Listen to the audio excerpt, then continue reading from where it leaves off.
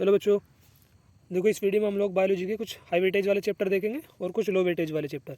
जो high weightage वाले chapter है इनसे आप लोगों के एग्जाम में क्वेश्चन ज़्यादा पूछे जाता है, तो आप लोग पहले हाई वेटेज वाले चैप्टर को अच्छे से तैयार कर लेना। और जो लो वेटेज वाले चैप्टर है तैयार तो सारे के सारे चैप्टर करके जाने हैं, जितने भी चैप्टर है।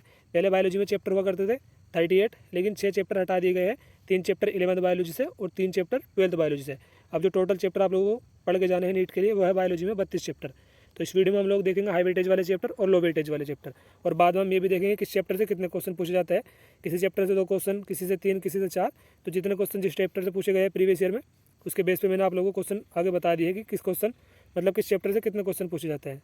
तो पहले हम हाई वेटेज वाले चैप्टर को देखेंगे, उसके बाद देखेंगे लो वेटेज वाले चैप्टर को। पहले हम देख रहे हैं बॉटनी के चैप्टर्स को।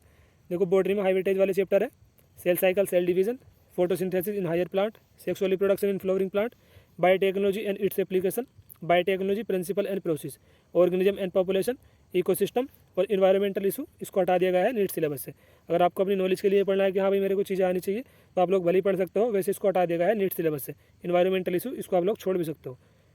इसके बाद हाई वेटेज में चैप्टर है biological classification, plant kingdom, morphology of flowering plant, anatomy of flowering plant, cell the unit of life, biomolecule, respiration in plant, principle of inheritance and variation, molecular basis of inheritance और strategies. इस chapter को भी हटा दिया गया है NEET के syllabus से।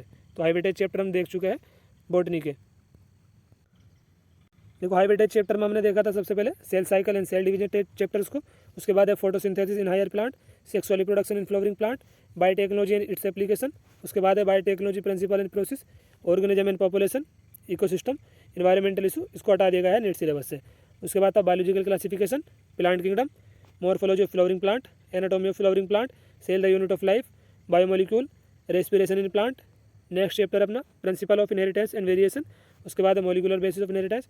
और ये स्ट्रेटजीज वाला चैप्टर है, इसको भी हटा दिया गया है नीट के सिलेबस से। अब हम लोग देखते हैं लो वेटेज वाले चैप्टर बॉटनी के। तो कुछ ये लो वेटेज वाले चैप्टर है बॉटनी के, जैसे लिविंग वर्ड हो गया, ट्रांसपोर्ट इन प्लांट और मिनरल न्यूट्रिशन। ये दोनों भी चैप्टर हटा दिए गए हैं नीट के सिलेबस से। प्लांट ग्रोथ एंड डेवलपमेंट ये आप लोगों को पढ़ के जाना है, और biodiversity and conservation, reproduction in organism 12th biology का पहला चैप्टर है, इसको भी हटा दिया गया है। और प्लांट फिजियोलॉजी से हटा दिया गया है ट्रांसपोर्ट इन प्लांट और मिनरल न्यूट्रिशन। तो ये भी आप लोग छोड़ सकते हो। लो वेटेज में लिविंग वर्ड आपको पढ़ के जाना है, प्लांट ग्रोथ एंड डेवलपमेंट और बायोडाइवर्सिटी एंड इट्स कंजर्वेशन। तो हम लोग बॉटनी के चैप्टर देख चुके हैं। अब हम लोग देखेंगे जूलॉजी के चैप्टर्स को।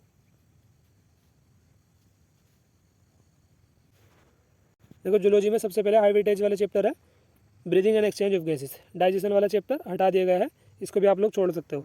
Excretory product and their elimination, microbes in human welfare.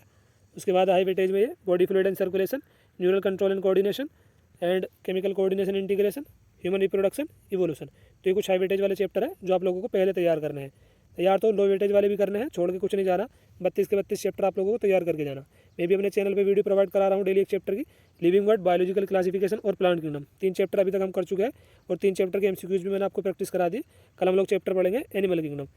और जो हाई वेटेज वाले चैप्टर है पहले आप लोगों को ये तैयार करने हैं। Breathing and exchange of gases, excretory product and their elimination, microbes in human welfare और body fluid and circulation, neural control and coordination, chemical coordination and integration, human reproduction and evolution. अब हम देखते हैं लो वेटेज वाले chapter zoology के। अब ये zoology के कुछ लो वेटेज वाले चैप्टर, जैसे पहला चैप्टर अपना स्ट्रक्चरल ऑर्गेनाइजेशन इन एनिमल। उसके बाद लोकोमोशन एंड मूवमेंट। उसके बाद reproductive health, animal kingdom, human health and disease. तो ये कुछ लो वेटेज वाले चैप्टर है जिनसे क्वेश्चन कम पूछे जाते हैं। पूछे जाते हैं लो वेटेज वाले चैप्टर से भी, लेकिन इनसे क्वेश्चन जो है ना वो कम पूछे जाते हैं हाई वेटेज वाले चैप्टर जो है उनके अपेक्षा। तो जूलॉजी के चैप्टर हम लोग देख चुके हैं, और बॉटनी के भी हमने देख लिया हाई वेटेज और लो वेटेज वाले। अब हम लोग देखते हैं कि इस चैप्टर से क्वेश्चन कितने पूछे जाते हैं नीट एग्जाम में। देखो 11th बायोलॉजी में और 12th बायोलॉजी में टोटल यूनिट है 10। 5 यूनिट है 11th बायोलॉजी में और 5 यूनिट है 12th बायोलॉजी में। 11th बायोलॉजी में जो यूनिट है, पहली यूनिट है 11th बायोलॉजी की diversity in the living world. दूसरी यूनिट है structural organisation in plant and animal. तीसरी यूनिट है सेल स्ट्रक्चर एंड फंक्शन। चौथी यूनिट है प्लांट फिजियोलॉजी और 5वीं यूनिट है ह्यूमन फिजियोलॉजी। यह है 11th बायोलॉजी की यूनिट। 12th बायोलॉजी की यूनिट है पहली रिप्रोडक्शन, दूसरी यूनिट है जेनेटिक्स एंड इवोल्यूशन, तीसरी यूनिट है बायोलॉजी इन ह्यूमन वेलफेयर, और चौथी यूनिट है बायोटेक्नोलॉजी, और 12th बायोलॉजी की लास्ट यूनिट है इकोलॉजी। पहली यूनिट में है 4 चैप्टर 11th बायोलॉजी में। Diversity in the living world जो पहली यूनिट है, इसमें 4 चैप्टर आते हैं। Living world, biological classification, plant kingdom और एनिमल किंगडम। लिविंग वर्ड से हर बार 2 क्वेश्चन आते हैं नीट एग्जाम में। जो बायोलॉजिकल क्लासिफिकेशन है इससे 2 से 3 क्वेश्चन पूछ लिया जाता है। 4 क्वेश्चन भी आ जाते हैं कभी कभी बायोलॉजिकल क्लासिफिकेशन से। प्लांट किंगडम से 2 से 3 क्वेश्चन पूछे जाते हैं हर बार, और जो एनिमल किंगडम है इससे 2 से लेकर 3 क्वेश्चन नीट एग्जाम में पूछ लिया जाता है। अगली यूनिट है 11th बायोलॉजी की, structural organisation in plant in animal. इसमें आते हैं 3 chapter. Morphology of flowering plant, यहाँ से 2 क्वेश्चन बनते हैं एग्जाम में। एनाटॉमी ऑफ फ्लावरिंग प्लांट 2 से 3 क्वेश्चन, और अगला चैप्टर है structural organisation in plant, structural organisation in animal, इससे पूछे जाते हैं 2 क्वेश्चन। 11th बायोलॉजी की तीसरी यूनिट है सेल स्ट्रक्चर एंड फंक्शन। इसमें आते हैं 3 chapter. Cell the unit of life, इससे पूछे जाते हैं 3 क्वेश्चन। बायोमोलिक्यूल, इससे 2 से 3 क्वेश्चन पूछ लिया जाता है। Cell cycle and cell division, इससे भी हर बार 2 या 3 क्वेश्चन पूछ लिया जाता है। देखो वैसे एग्जैक्ट बता पाना तो बिल्कुल मुश्किल है कि नीट 2025 में किस चैप्टर से कितने क्वेश्चन पूछे जाएंगे, लेकिन प्रीवियस ईयर को देख के मैंने अनुमान लगाया है कि देखो प्रीवियस ईयर में 2024 में किस चैप्टर से कितने क्वेश्चन पूछे गए थे, 2023 में, 22 में, 21 में, उसको देख के मैंने लिखा है कि यहाँ से 2 क्वेश्चन आए हैं, यहाँ से 3 क्वेश्चन। तो इतना मतलब आप लोग मान के चलो कि यहाँ से जैसे चैप्टर है cell the unit of life के, हाँ भाई 3 क्वेश्चन प्रीवियस ईयर में पूछे गए हैं, तो 2025 में भी यहाँ से 2 या 3 क्वेश्चन जरूर पूछे जाएंगे। यूनिट 4 है प्लांट फिजियोलॉजी। इसमें पहले 5 चैप्टर थे, 2 चैप्टर हटा दिए, ट्रांसपोर्ट इन प्लांट और मिनरल न्यूट्रिशन। अब इसमें 3 चैप्टर बचे हैं, photosynthesis, respiration, plant growth and development. Photosynthesis, इससे 2 क्वेश्चन पूछ लिए जाते हैं हर बार एग्जाम में, और रेस्पिरेशन से भी 2 question, plant growth and development 2 से लेकर 3 क्वेश्चन यहाँ से भी बन जाते हैं। ह्यूमन फिजियोलॉजी, इस यूनिट से पूछे जाते हैं 12 से लेकर 14 क्वेश्चन। इसमें चैप्टर आते हैं breathing and exchange of gases, digestion को हटा दिया है सिलेबस से। नेक्स्ट चैप्टर है body fluid and circulation, excretory product and their elimination. उसके बाद है लोकोमोशन एंड मूवमेंट। उसके बाद है neural control and coordination, and last chapter है केमिकल कोऑर्डिनेशन एंड इंटीग्रेशन। तो 12 से लेकर 14 क्वेश्चन इस यूनिट से पूछे जाते हैं हर बार आपके एग्जाम में। अब हम देखते हैं 12th की यूनिट को। 12th बायोलॉजी की पहली यूनिट है रिप्रोडक्शन। इसमें 3 chapter, sexual reproduction in flowering plant, 3 से लेकर 4 क्वेश्चन इससे पूछे जाते हैं चैप्टर से हर बार। ह्यूमन रिप्रोडक्शन से भी 3 से 4 क्वेश्चन आता है, और जो रिप्रोडक्टिव हेल्थ है 2 क्वेश्चन इस चैप्टर से पूछे जाता है।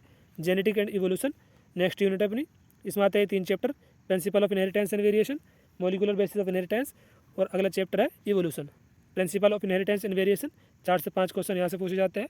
मॉलिक्यूलर बेसिस ऑफ इनहेरिटेंस से 4 क्वेश्चन, और इवोल्यूशन से 2 से 3 क्वेश्चन। तो 5 ये होगा, 4 ये और 3 ये, 5, 4, 9 और 3, 12। तो लगभग 11 से 12 इस यूनिट से क्वेश्चन पूछे जाता है जेनेटिक एंड इवोल्यूशन से। इसके बाद यूनिट 3 है बायोलॉजी 12th की, बायोलॉजी इन ह्यूमन वेलफेयर। इसमें आते हैं 2 chapter, human health and disease, microbes in human welfare. Human health and disease यहाँ से बनते हैं 3 question, microbes in human welfare इससे पूछे जाते हैं 2 क्वेश्चन। नेक्स्ट यूनिट है बायोटेक्नोलॉजी। इसमें आते हैं 2 chapter, biotechnology principle and process, और biotechnology and its application. Biotechnology पूरी यूनिट से मिला के 3 से लेकर 4 क्वेश्चन, या 5 क्वेश्चन भी कभी कभी यहाँ से पूछ लिया जाता है बायोटेक्नोलॉजी वाली यूनिट से। और जो लास्ट यूनिट है 12th बायोलॉजी की, ये है इकोलॉजी। इसमें पहले 4 चैप्टर थे, एक हटा दिया गया है एनवायरमेंटल इशू। अब बच्चे इसमें 3 चैप्टर, ऑर्गेनिज्म एंड पॉपुलेशन, यहाँ से 2 से लेकर 3 क्वेश्चन बन जाते हैं एग्जाम में।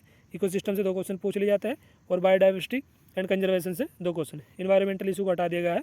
तो इस वीडियो में हम लोगों ने 11th बायोलॉजी की और 12th बायोलॉजी के हाई वेटेज चैप्टर को देखा है, और लो वेटेज चैप्टर को। उसके बाद हम लोगों ने ये देख लिया है कि इस चैप्टर से कितने क्वेश्चन पूछे जाते हैं।